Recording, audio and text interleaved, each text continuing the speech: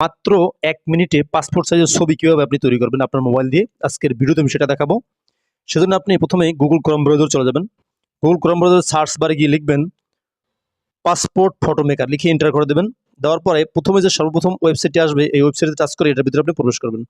প্রবেশ করার পর এমন একটা ইন্টারফেস শো করবে। এখান থেকে আপনাকে আপলোড ইমেজ এই অপশনে টাচ করে আপনার গ্যালারি থেকে যে ছবিটি আপনি তৈরি করতে চাচ্ছেন সেই ছবিটি সিলেক্ট করে নেবেন।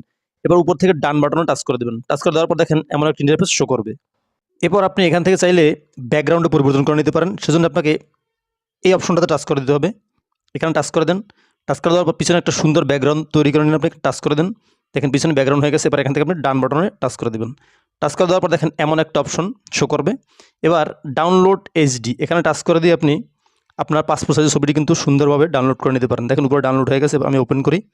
ওপেন করার পর দেখেন একটা সুন্দর পাসপোর্ট সাইজের ছবি কিন্তু আপনার তৈরি হয়ে গেছে মাত্র 1 মিনিটেই। ধন্যবাদ।